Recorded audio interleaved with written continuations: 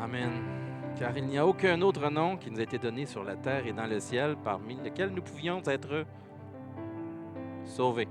Amen. Il n'y a pas d'autre nom qui nous a été donné. Et donc, de dire ce nom, de prononcer ce nom, c'est une faveur incroyable qui nous est donnée. Dans l'Ancien Testament, il y a ce qu'on appelle des... c'est pas dans le message. Il y a ce qu'on appelle des théophanies. C'est un grand mot qui veut dire simplement des apparitions de Dieu dans l'Ancien Testament. Et une de ces apparitions, la personne ne sait pas à qui elle parle, puis elle dit « Dis-moi ton nom ». Puis là, Jésus répond, il dit « Pourquoi tu veux savoir mon nom? Mon nom est merveilleux. Mon nom est merveilleux. » Et aujourd'hui, on peut prononcer ce merveilleux nom, Jésus. Dites avec moi Jésus. Jésus! Dites encore plus fort Jésus. Jésus! Le seul nom. Le merveilleux nom. Amen. Merci d'être avec nous ce matin. On continue dans notre série sur Jacques. J'ai remarqué qu'à peu près tout le monde a fait une introduction de Jacques dans les prédicateurs. C'est-à-dire que chaque personne est venue et a dit « L'épître de Jacques a été écrit dans tel contexte, l'intention de Jacques était de... » etc., etc. Puis là, je me disais, vous êtes fait bombarder énormément de Jacques, de où il arrive, d'où ça intervient, c'est quoi ses intentions. Et vous ne vous en tirerez pas ce matin non plus. Amen. Pourquoi? Parce qu'il y a tellement de choses à dire. Il y a vraiment beaucoup de choses à dire. Jacques, pour ceux qui ne savent pas, c'était un anti-Christ. Jacques, c'était un de ceux qui était contre. C'était le frère de Jésus. Tu sais, un grand frère ou un petit frère, là, c'est comme, il se prend pour qui, lui? C'est une des choses qui est reprochée, pas qui est reprochée, mais qui nous est rapportée. Jésus est en train d'enseigner, il est en train de faire son œuvre, puis là, sa mère, ses frères arrivent, ils sont comme, on est désolé qu'il vous dérange, on va le ramasser, on va y parler, puis on est désolé du dérangement. Mais non. Il a dit, je ne les connais pas. Ceux qui sont ma mère, mon père, mes frères, c'est ceux qui sont ici. Et Jacques est donc a grandi avec Jésus, l'a vu, il l'a connu intimement. Ça a probablement bardassé un peu. C'était son frère. C'était son frère. Puis, on est dans l'épître du frère de Jésus. Jacques, c'est le fils de Marie. D'ailleurs, vous connaissez le bracelet qui dit WWJD. What would Jesus do? Qu'est-ce que Jésus ferait? Vous ne connaissez pas? C'est comme un aide-mémoire. À chaque fois que c'est écrit les lettres WWJD, moi, c'est un autre type d'aide-mémoire. J'ai ici Genèse, Juge, etc. Moi, c'est des promesses. Des promesses de ne pas s'inquiéter, de guérison. Mais il y a WWJD. Fait que quand une situation arrive et tu es fâché, qu'est-ce que Jésus ferait? Mais Jacques, moi, c'est Jacques. Qu'est-ce que Jacques ferait? Jacques, peut-être qu'il se fâcherait. Tu sais, Jacques, moi, je ne marche pas sur l'eau. Hein? What would Jesus do? Jésus marcherait, mais Jacques, ça se peut qu'il ne flotte pas. T'sais. Fait que pourquoi tu calmes? Ben, c'est parce que moi, mon bracelet, il dit qu'est-ce que Jacques ferait. Je n'irai pas là, c'est vrai. Fait que qu'est-ce que Jacques ferait? Ce n'est pas du tout dans mon message, mais l'idée, c'est Jacques, Jésus partagent la même initiale, partagent la même mère, mais pourtant, deux choses complètement différentes. Et Jacques nous parle de Jésus dans l'épître de Jacques, qui est un épître. Il semble rentrer en contradiction directe avec Paul, dans lequel Paul met l'emphase sur la foi. Tu as besoin de rien faire, juste la foi dans ton Sauveur. Puis Jacques dit non, tu as besoin des œuvres. Il semble avoir quelque chose. Il semble avoir une tension. Ça frotte, ça grince. Qu'est-ce qui se passe? Pourquoi les œuvres tout d'un coup? Mais c'est qui Jacques? Jacques étant le frère de Jésus, Jésus dit,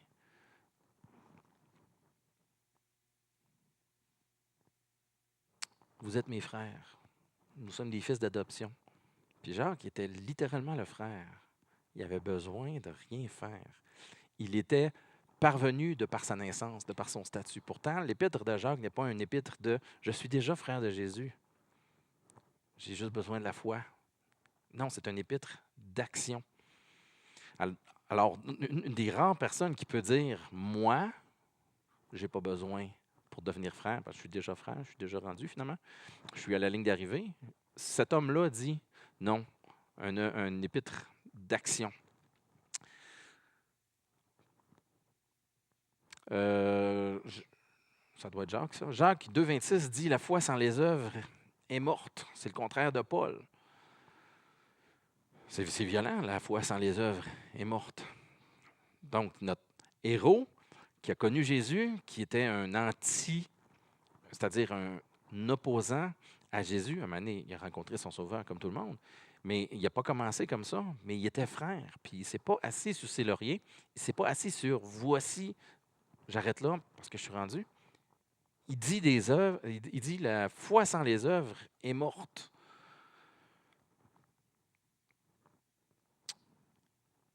J'ai skippé, mais dans Éphésiens 1,5, ça dit que Jésus fait de nous des fils d'adoption, donc des frères. Et Jacques, qui était déjà frère de Jésus, dit non, c'est pas assez d'être, il faut aussi faire. Donc, l'épître de Jacques, c'est les réflexions de quelqu'un qui était, disons, lancé pour s'asseoir sur ses lauriers, puis dire, moi, j'ai besoin de rien faire, je suis déjà frère, ma mère, j'ai la même mère que lui, je suis rendu, j'ai besoin de rien faire.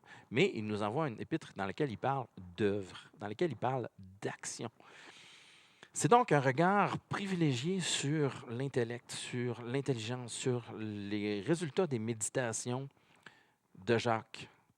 Parce qu'il y a eu une conversion, il y a eu un changement dans sa façon de voir. Il est parti de « c'est qui ce gars-là, pour qui il se prend » à « non, il est notre Seigneur à tous ».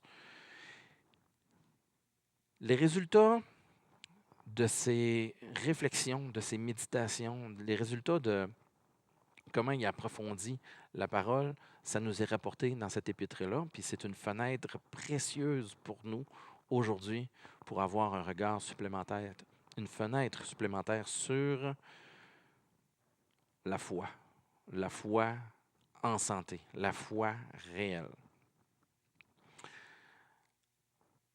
Donc, son analyse personnelle, intime de son frère, ça nous permet d'entrer dans la tête, dans les réflexions, ça nous permet de les partager. Puis il commence raide quand il dit, si quelqu'un, dans le chapitre 1, il commence là, OK? Si quelqu'un est tenté, qu'il ne dise pas. Que personne, lorsqu'il est tenté, ne dise « c'est Dieu qui me tente ». Que personne ne dise ça. Il commence raide, parce que des tentations, tout le monde en a. Puis la tentation, quand on est tenté, c'est de dire ça ne vient pas de moi, mais c'est Dieu. Donc, si je laisse aller, c'est un peu comme si je faisais la volonté de Dieu. Mais il dit non. Le fruit, okay, le péché, le fruit dont on parle, son fruit, c'est, quand il est consommé, la mort. Ça commence raide, mais grosso modo, c'est une confirmation de l'Ancien Testament. L'Ancien Testament dit Dieu rendra à chacun selon ses œuvres. Le fruit du péché, c'est la mort. C'est une confirmation de ce qu'on a entendu jusqu'à présent. Le fruit du péché, c'est la mort. L'idée, on voit Jacques, tout au long de l'épître, on le voit, il semble parler à quelqu'un. Il y a un dialogue avec une personne invisible. Donc, il y a des arguments qui sont lancés, il répond à des arguments, il répond à des façons de penser, il répond à des objections qui lui ont été dites, il répond à des philosophies peut-être même qui ont été avancées. Il y a ce dialogue-là.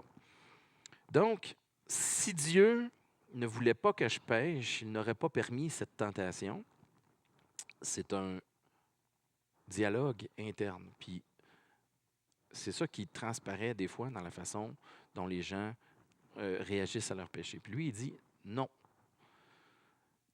Que personne, lorsqu'il est tenté, ne dise c'est Dieu qui me tente. Parce que le péché, quand il est consommé, il produit la mort. Fait que ce dialogue interne, on va focusser vers le dialogue.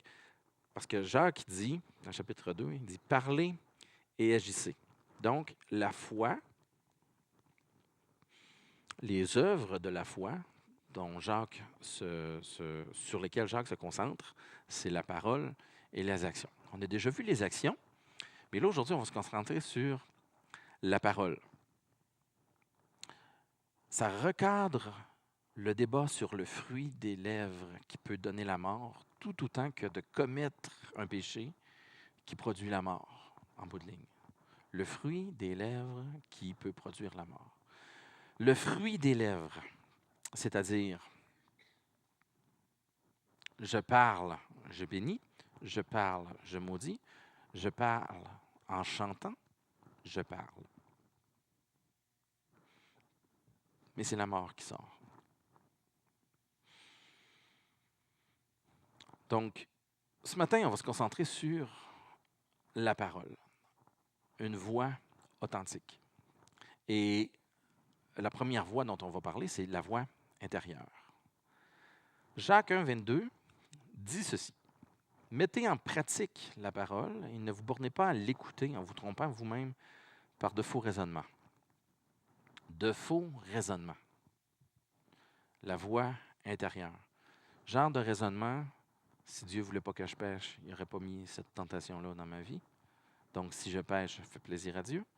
Genre de raisonnement, voler un voleur, c'est pas vraiment voler. Genre de raisonnement, ah, mais il est riche, il va s'en remettre. Genre de raisonnement qui fait qu'on agit. Le Nouveau Testament dit de l'abondance du cœur, la bouche parle. Donc, si ces raisonnements-là sont mauvais, la bouche va le transmettre, mais ça a commencé par un faux raisonnement. Ce qui est intéressant, c'est que la voix dont on parle, ce n'est pas la voix de la conscience. Il y a donc deux voix qui existent dans votre tête.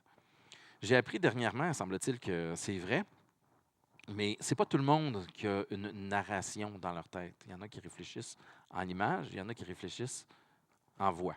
À main levée, qui est-ce qui a un narrateur dans la tête puis que les paroles, ils entendent les paroles? Le problème, c'est de l'arrêter, elle parle tout le temps. Qui réfléchit en images?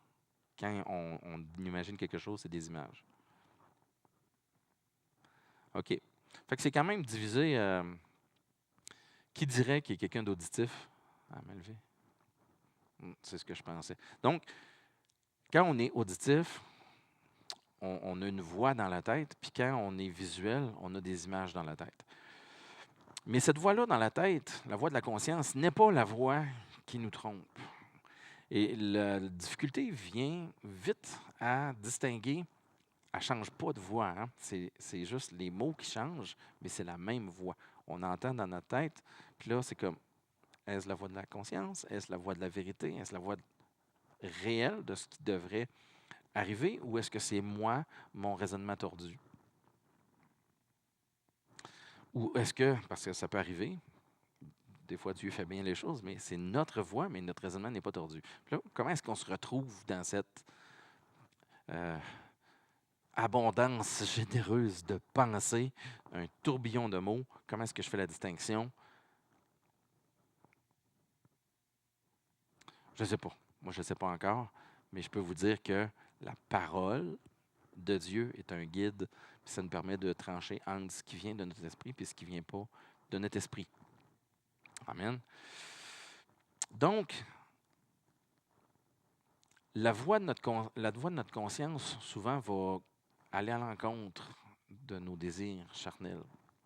Ah, je ne devrais pas faire ça. Tu sais, genre de choses. Et la voix intérieure, qui n'est pas la voix de la conscience, ça va être une voix qui va s'opposer. Fait qu'un truc pour aider à reconnaître, c'est quand ça ressemble à une justification ou un argumentaire. Par exemple, moi, mais ça, c'est pas volé, ça. Non, c'est pas vraiment voler, c'est plus. Puis là, quand ça commence à ressembler à un argument, tu dis, oh, c'est peut-être pas la voix de Dieu, ça. C'est peut-être pas la voix de la vérité. C'est peut-être plus moi qui cherche à justifier un petit côté caché, puis je mets des couches de raisonnement par-dessus. Puis finalement, c'est ce raisonnement-là qui gagne.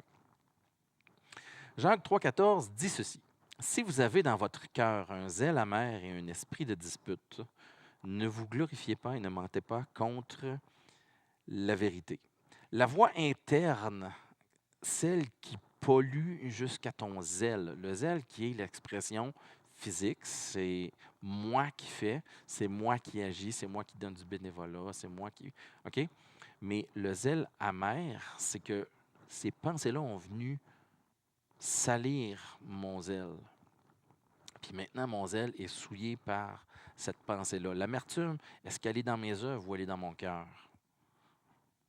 Elle est dans le cœur, l'amertume. Donc, mes œuvres externes polluées par ce qui vient de l'intérieur.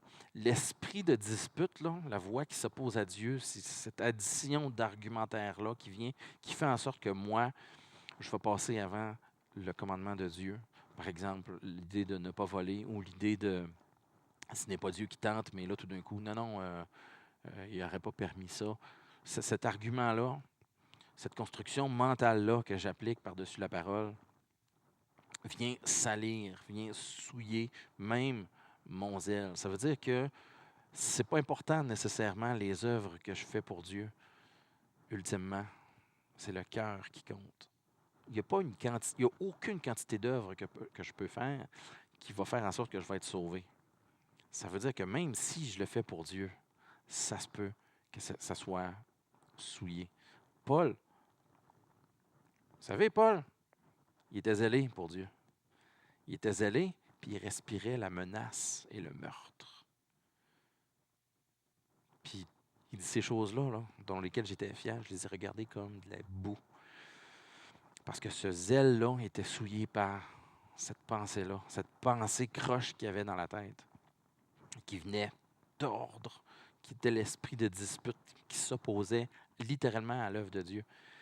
Il a fallu même que Dieu il dise, quand il lui est apparu, il a littéralement dit, écoute, ça va être dur pour toi de regimber contre les aiguillons. C'est-à-dire, l'aiguillon, c'est le maître qui aiguille le bœuf pour dire va à gauche, va à droite. Puis si le bœuf décide d'aller à droite, là, OK, puis que le maître dit non, tu vas à gauche, là, ça fait mal. Puis il dit, si tu continues dans cette direction-là, ça va te faire mal. Continue à t'ostiner avec moi. C'est une torsion, donc, ce qui vient de l'intérieur puis qui va vers l'extérieur, qui n'est pas la voie de la conscience, c'est une torsion de la vérité. Puis ça finit par détruire l'œuvre de Dieu. Premièrement, dans mon esprit, parce que Dieu renouvelle notre esprit, mais si je souille de nouveau, ça vient détruire son œuvre dans ma tête. Pour ensuite détruire jusque ton zèle, ce que tu fais pour Dieu. Jacques 3, verset 15 dit ceci. En fait, je pense que ça commence à 14. Mais si vous avez dans le cœur un zèle amer et un esprit de dispute, ne vous glorifiez pas. C'est ça, j'avais arrêté. Cette sagesse n'est point celle qui vient d'en haut, mais elle est terrestre, charnelle, diabolique. Donc, cette sagesse, l'addition de mes réflexions, cette sagesse, quand il y a l'amertume, ce n'est pas celle qui vient d'en haut. Elle est terrestre, elle est charnelle, elle est diabolique. Une sagesse diabolique. C'est comme deux concepts qui ne fitent pas ensemble, me semble. Le premier compliment que je dirais à Satan, si j'avais à faire un compliment, je ne dirais pas « t'es sage ». Je dirais plutôt quelque chose comme au contraire, t'es pervers, t'es tordu. C'est l'antithèse, le contraire de tout ce qui est bien, pas la sagesse. Donc, il y a l'intention de nous faire allumer ici, Jacques, en disant c'est diabolique, cette sagesse-là, qui vient, qui détruit ce que Dieu a fait. Parce que le diable rôde pour dévorer, égorger et détruire. Si je détruis l'œuvre de Dieu dans mon esprit, je fais l'œuvre du diable. C'est diabolique. Et donc, ce mensonge qui entre dans mon esprit, le fruit qui en sort, OK, montre son appartenance. Donc, le zèle amer. Là, je pointe personne, mais on en connaît des gens.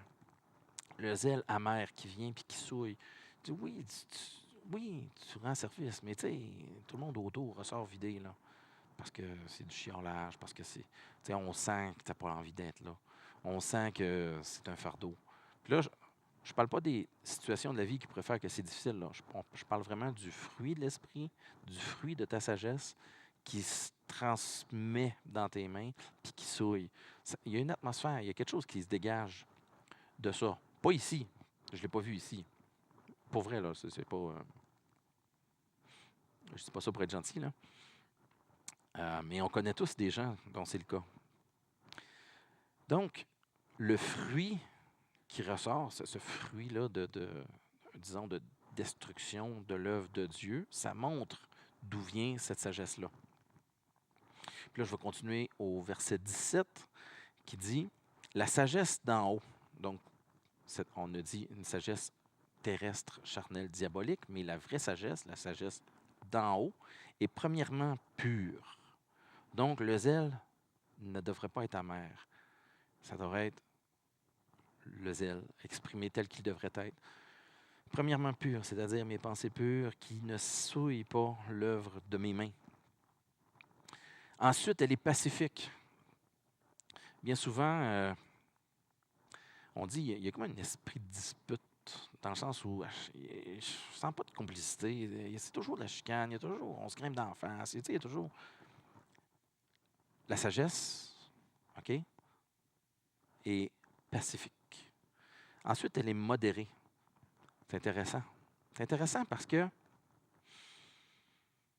combien de gens qu'on regarde là, comme ça, qui sont en haut, puis eux, ce sont des j'ai le terme intégriste en tête, mais c'est pas des intégristes parce que ça fait un peu extrême. Mais des fois, on se fait peinturer comme ça, hein, des extrémistes.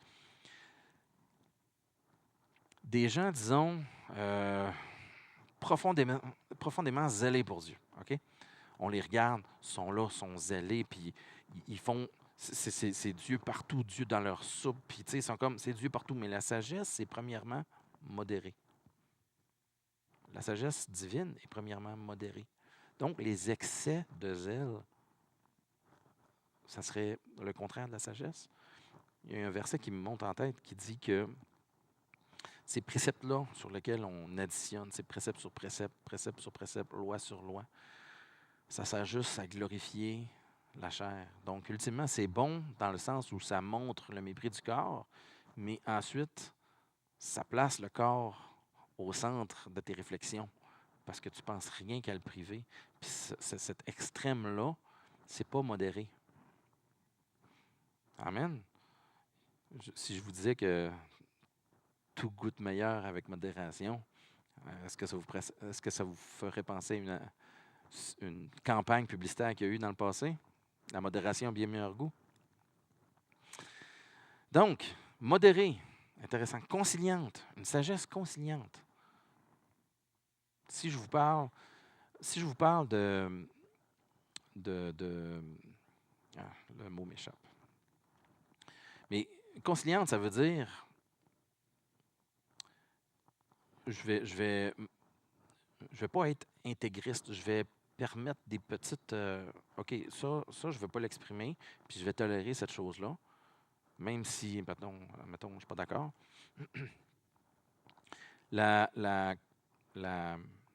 Ça me tente vraiment d'avoir échappé ce mot-là. Conciliante. Quand tu fais un compromis, voilà. Il me semble l'idée d'un compromis, ce n'est pas positif, mais quand on est conciliant, c'est-à-dire qu'on fait à quelque part des compromis, mais la sagesse fait les bons compromis qu'elle doit faire. C'est intéressant. Ensuite, miséricorde. Miséricorde, c'est-à-dire l'autre, il y a des fautes, mais je ne vais pas retenir sa faute. Parce qu'ultimement, si je retiens la faute, c'est comme si je disais, ben, le sacrifice que Jésus a fait à la croix, mais pas ce péché-là. Moi, je décide, ça a besoin de plus. Mais la sagesse d'en haut dit non, miséricorde. Ultimement, ce sont les caractéristiques du chrétien sage, pacifique, modéré, conciliant et miséricorde, sans duplicité, sans hypocrisie. Pas de visage, pas de langage. On est dans le dialogue interne en tête, là.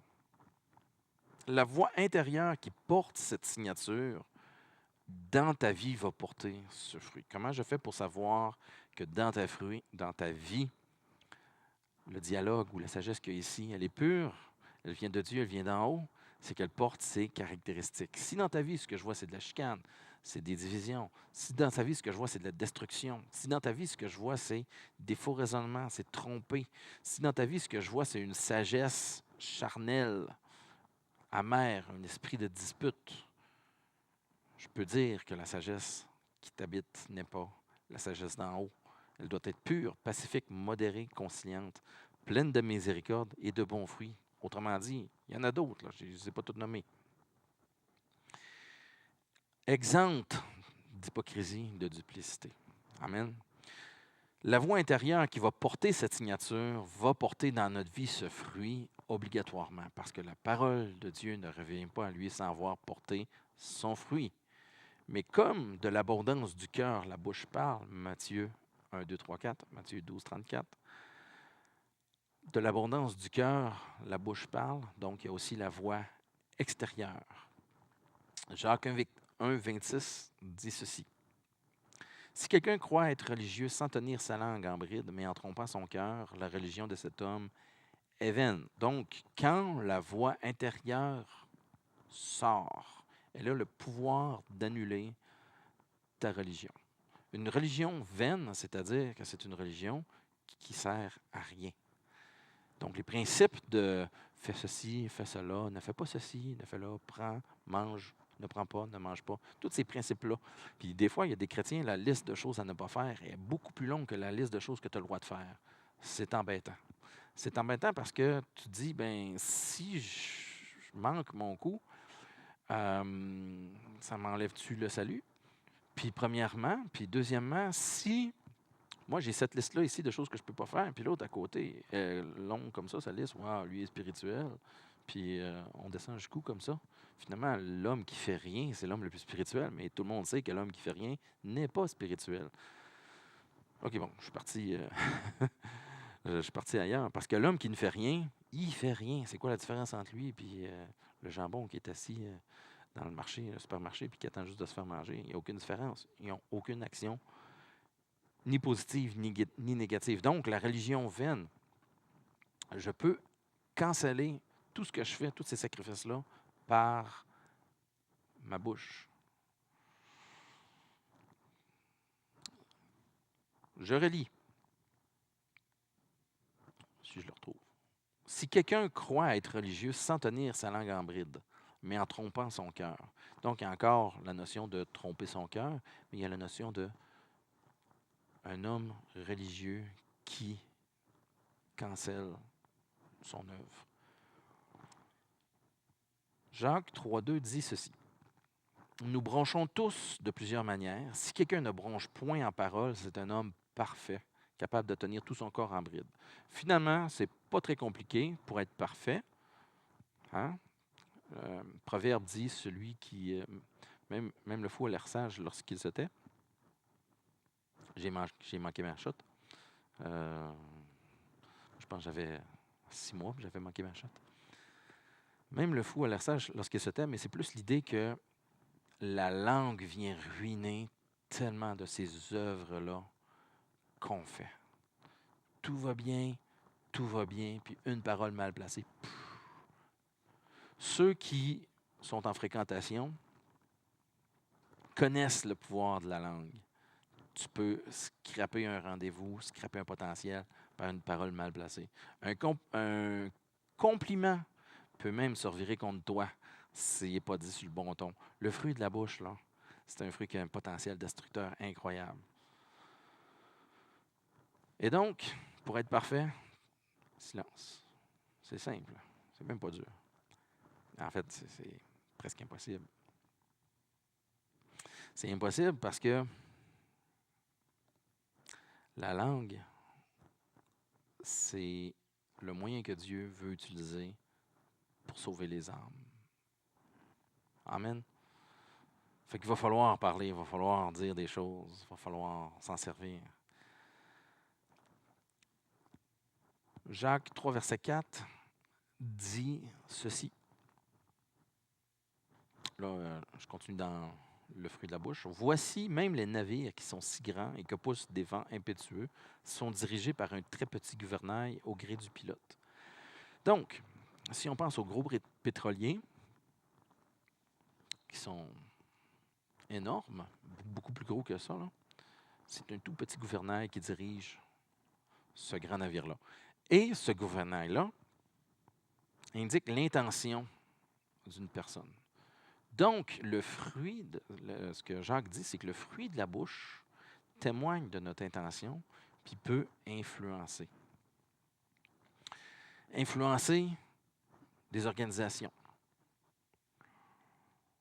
Nous, ici, à Elia Plus, on dit beaucoup, c'est à propos des cœurs, c'est à propos de Jésus, c'est à propos des gens, c'est à propos des cœurs. Ce sont des paroles qu'on répète et ces paroles-là influencent la direction que l'Église prend, influencent les décisions qu'on prend dans le futur. Ce sont des mots qu'on dit, puis ils influencent parce qu'ils témoignent de l'esprit qu'on a. Ça influence. Une toute petite langue. Ma langue n'est pas grosse. Pourtant, je viens aider à diriger en disant c'est à propos de Jésus, des gens, du cœur.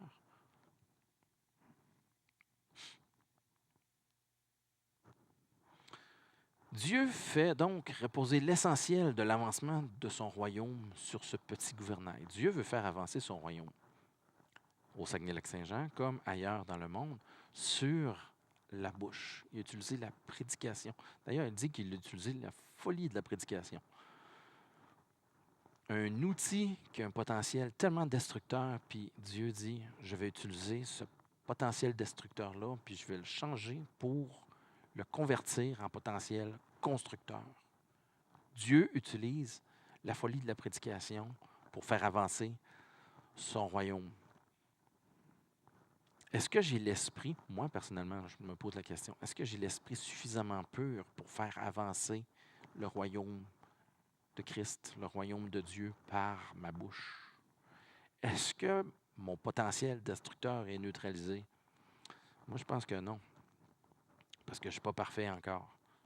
Fait que Dieu vient faire quelque chose entre la parole qui est dite, puis ce que vous entendez, puis ce que lui parle à votre cœur. Mais ultimement, c'est le fruit de la bouche. Un petit gouvernail. Il est dit à propos du royaume de Dieu qu'il n'en a pas eu comme lui avant, puis il n'y en aura jamais comme lui après. C'est le plus grand royaume, il est éternel. Pourtant, son avancement repose sur la parole. Pensez-y, un petit gouvernail qui dirige un aussi grand navire. Si quelqu'un prend une Bible dans sa main, un Nouveau Testament de Gédéon, sur cette parole, la parole de Dieu, sur cette parole repose l'avancement du royaume. Pensons-y, c'est fou. On gagne des âmes, on perd un frère, on gagne des foules. Les paraboles de Jésus, c'est le fruit de la parole.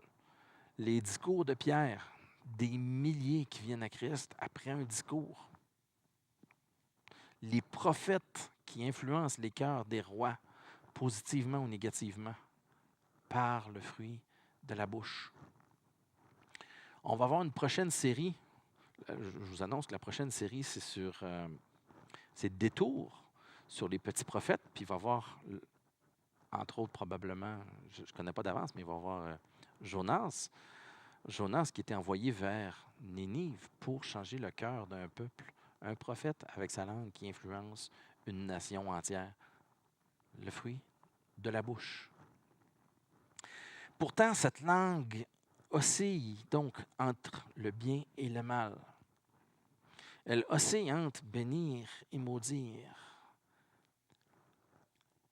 Quand elle est pure, ma langue, quand elle est sage, quand elle est modérée, ma langue, quand elle est conciliante, c'est la sagesse d'en haut. Mais quand c'est le mal, Jacques 3, verset 9 et suivant dit, « Par elle, nous bénissons le Seigneur, notre Père, et par elle, nous maudissons les hommes faits à l'image de Dieu.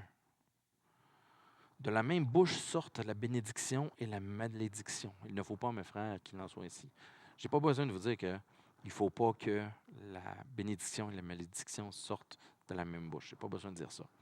J'ai juste besoin ici, pour ruiner tout ce que je viens de faire, de lâcher un sacre. C'est tout ce que j'ai besoin de faire. Puis là, je viens de ruiner mon image, je viens de ruiner. Quand tu bénis puis tu maudis,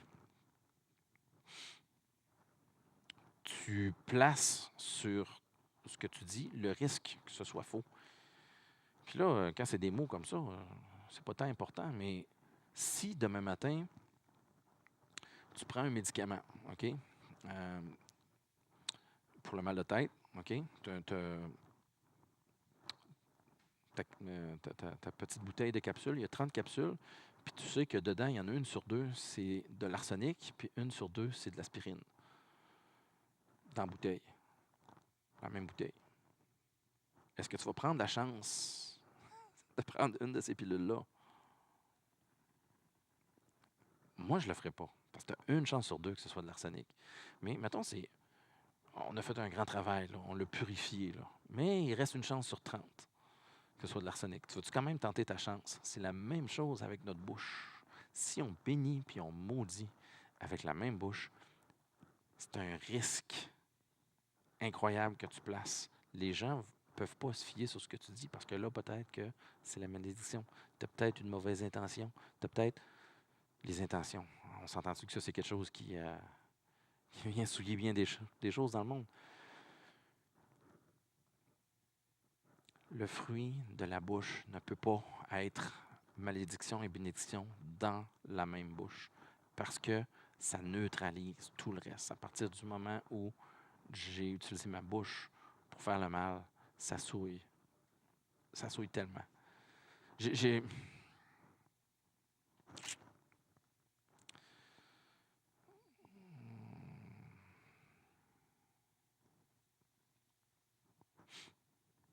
Ça souille.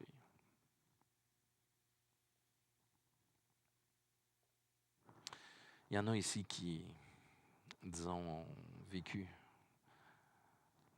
du côté où on reçoit ces malédictions-là. Puis laissez-moi vous dire que je vous comprends. Il ne faut pas reproduire ce genre de comportement-là.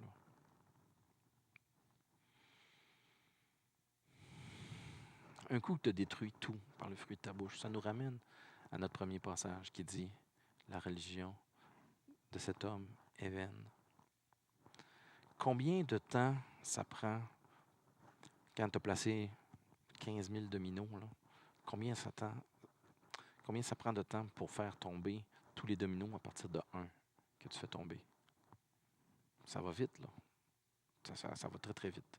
Mais combien de temps ça te prend pour les monter? C'est long. C'est la même chose dans ta vie. Tu peux construire tout un ministère, tu peux construire toute une vie, toute une réputation, tu peux construire tout quelque chose. Tu as besoin d'un domino. Une parole mal placée, un commentaire déplacé. Puis tu viens lancer le domino, puis après ça, en une fraction de seconde, ta religion est vaine. Peu importe le nombre d'hommes que tu as gagnés à Christ, il n'y a rien de ça qui va te sauver. Ta religion est vaine. Tu as besoin. C'est grave. Puis comme Dieu choisit quand même de parler par nos œuvres, par notre parole, après avoir transformé notre cœur, c'est aussi son œuvre qu'on détruit. Combien de personnes vous connaissez qui ont quitté l'Église par des blessures de chrétiens? Ces gens-là qui ont reçu des paroles, des mauvaises paroles. C'est l'œuvre de Christ qu'on détruit dans leur vie. Moi, je cours après ces gens-là. Il y en a beaucoup au Saguenay. Je cours après eux autres. C'est un travail de reconstruction. Il y en a qui sont maintenant retranchés dans des défenses, là. Ils sont durs à rejoindre. Une voix externe qui n'est pas alignée sur sa voix dans notre cœur, une voix interne qui détruit notre témoignage, tout ça, ça nous montre le besoin d'avoir une voix divine. Amen. le besoin d'avoir une voix divine. Jacques 1, verset 1 dit ceci: « Recevez avec douceur la parole qui a été plantée en vous et qui peut sauver vos âmes. » Une parole peut sauver une âme. J'ai dit tout à l'heure que le royaume des cieux, l'avancement du royaume des cieux reposait sur la parole. On le voit ici, la parole divine qui peut sauver ton âme. Un outil de destruction que Dieu sert pour sauver. Il faut que sa voix pénètre mes pensées, pénètre mon cœur. Il faut que je la reçoive, premièrement. Il faut qu'elle grandisse. Puis il faut que je fasse des efforts pour ne pas la détruire. Il faut que je la fasse fructifier. La parole divine de Jésus a le pouvoir de sauver. La parole divine de Jésus a le pouvoir de sauver. Après avoir produit son effet. Jacques 2,14 nous dit: « Que sert-il à quelqu'un de dire s'il a la foi, s'il n'a pas les œuvres? Cette foi peut-elle sauver? » Est-ce que c'est ta foi qui te sauve? Non.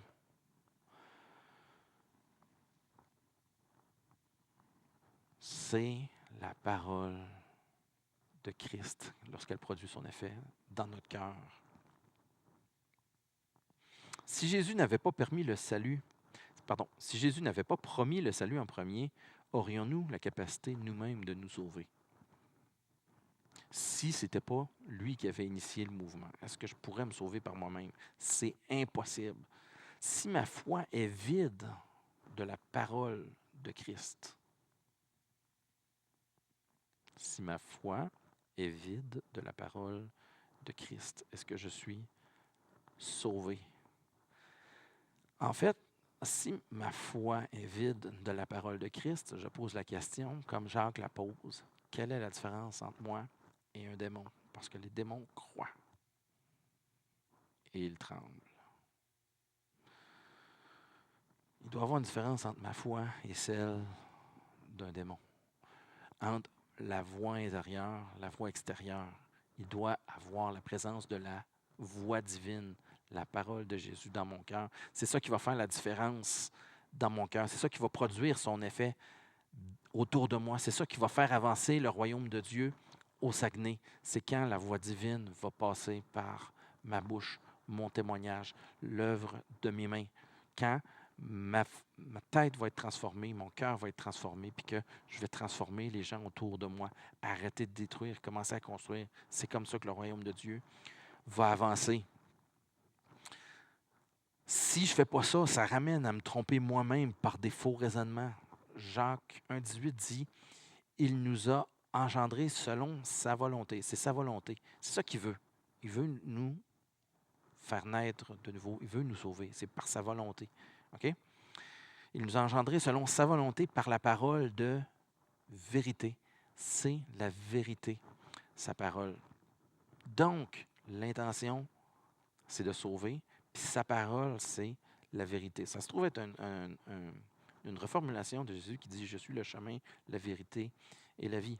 Nul ne vient au Père que par moi. » Sa parole qui sauve, sa parole de vérité.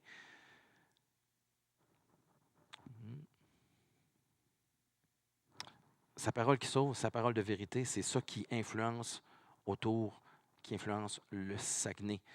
Puisque c'est la parole divine, la parole de vérité qui nous a engendrés, tous les fruits trompeurs de sagesse terrestre, charnelle, diabolique, ils n'ont pas leur place aux commandes. Je ne devrais pas le laisser passer ici. Je devrais les laisser, les écraser, les chasser, passer le balai une fois de temps en temps, à dépoussiérer un peu la parole, m'asseoir, la lire, remplacer. On se fait bombarder de façon continuelle de choses qui rentrent par nos yeux, qui rentrent par nos oreilles, dans notre cœur. Puis on devrait mettre la parole de Dieu pour chasser ça, puis que la parole de Dieu reste, que ce soit ça qui porte du fruit dans nos cœurs. Sa volonté, la parole de vérité, sa volonté nous permet de vivre réellement sans elle amère, qu'on prenne du plaisir à l'œuvre de nos mains.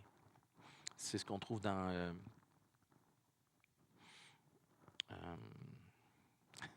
Là, je l'échappe, là. C'est pas grave. On trouve ça dans tout de suite après Cantique des Cantiques. Pardon? Ben, qu'il a été donné aux hommes de profiter du travail de leurs mains sous le ciel. C'est tout de suite après Cantique des Cantiques, je l'oublie, mais c'est pas grave. C'est Ecclésiaste, voilà. Merci. C'est ça qui nous a donné donc que le zèle qu'on a ne soit pas un zèle amer, mais que ce soit plutôt on profite de l'ouvrage de nos mains. C'est ça qui est donné à l'homme de faire. Donc, le zèle, le travail à l'Église, pas le travail, mais le bénévolat à l'Église, ce qu'on fait pour subvenir l'œuvre, on devrait éprouver un plaisir à le faire avec une voix authentique, tant intérieure qu'extérieure. J'approche de la fin, Cynthia.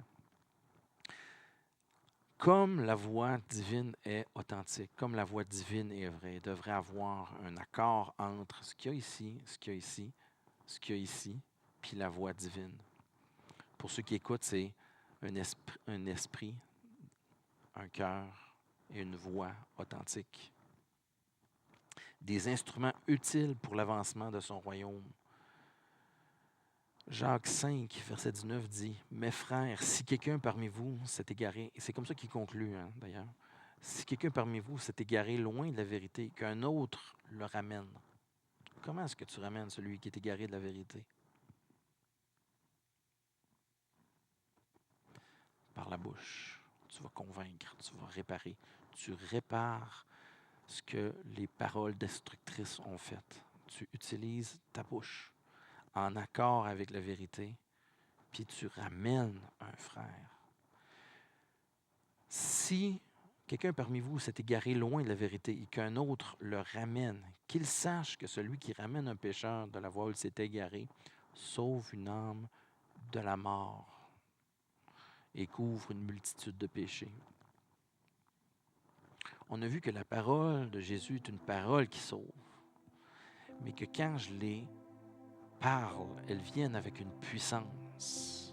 Elles peuvent ramener quelqu'un de la mort. On peut sauver quelqu'un. Une voix authentique, une parole authentique, une parole interne, une parole externe, une parole divine a le pouvoir de sauver. Nous avons le pouvoir d'utiliser notre bouche pour sauver. Nous avons le pouvoir d'utiliser notre bouche pour détruire. Il ne faut pas qu'il y ait les deux. Il faut ramener. Il faut honorer. Il faut utiliser de sagesse pure, conciliante.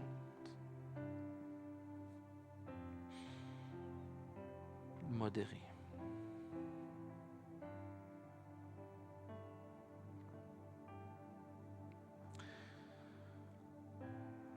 Se tenir dans la vérité, dire la vérité, ramener les gens dans la vérité. Bref, une voix authentique. C'est le plan de Dieu pour nos vies à tous. Je redis. Se tenir dans la vérité, ne pas tromper son cœur. Dire la vérité, ramener dans la vérité, c'est le plan de Dieu. Un esprit saint, une parole saine, des gens saints. Et on ramène à Christ les gens autour de nous.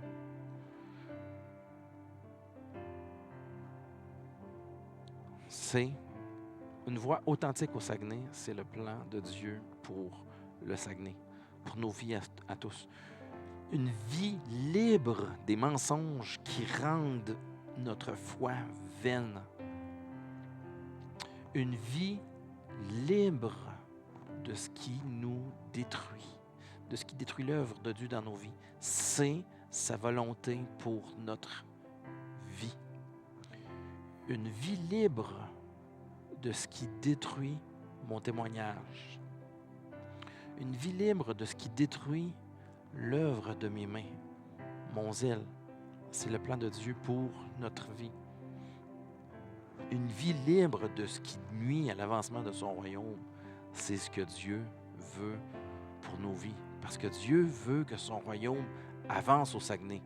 Parce que je crois qu'il y a plus que juste le minimum. Amen. Au Saguenay, je crois qu'il y a plus que ce qu'il y a actuellement. Vous savez, statistiquement parlant, le Saguenay est la région où l'avancement de la parole de Dieu est le moins avancé. Il y a du territoire à couvrir. Il y a de la place pour augmenter nos pourcentages. Il y a de la place pour convaincre, pour ramener, pour sauver une âme de la mort, la réclamer des mains de l'ennemi, l'arracher de la voie de la sagesse charnelle, humaine et diabolique. C'est la volonté de Dieu pour ma vie, pour ta vie, pour la vie des gens autour. Il faut qu'il y ait une voix authentique au Saguenay. Il faut qu'il y ait une voix authentique à la tête d'un foyer, à la tête d'une famille. Il faut qu'il y ait une voix authentique qui travaille au milieu de ton travail. Il faut qu'il y ait une voix authentique. Il faut que les gens cessent de voir l'hypocrisie. Il faut qu'il y ait une voix authentique dans peu importe le milieu dans lequel Dieu nous a placés. Il faut qu'il y ait une voix authentique dans ta famille, la famille éloignée. Il faut qu'il y ait une voix authentique. Quand tu vas prendre une prise de sang à l'hôpital, il faut qu'il y ait une voix authentique. Les gens reconnaissent l'authenticité. Puis j'ai dit la dernière fois que j'ai parlé que les gens sont en recherche désespérée de l'authentique, du vrai. On recherche le vrai. Nous, on l'a. Il faut que le royaume de Dieu avance avec une voix authentique. Puis je vais vous demander de vous lever. Puis de prendre un temps de réflexion, de scanner nos pensées, de scanner ce qu'il y a peut-être eu cette semaine, les mots qu'on a dit, à quel point on construit, à quel point on détruit. Puis que ceux qui ont soif d'authenticité le disent, verbalisez-le comme une prière à Dieu, comme un désir. J'ai besoin de cette voix-là, cette voix divine. J'ai besoin que ce qui sort de ma bouche appartienne à Christ. J'ai besoin que quand je chante les louanges de Dieu, ce ne soient pas des mensonges. J'ai besoin que quand je parle à mon prochain, à mon voisin de l'amour de Dieu, ce ne soit pas des mensonges. J'ai besoin que quand Dieu appelle mon esprit, je lui donne. J'ai besoin que quand je fais des promesses à Dieu, oui Seigneur, prends tout. Oui Seigneur, je te donne ma vie. Ce ne soit pas un mensonge.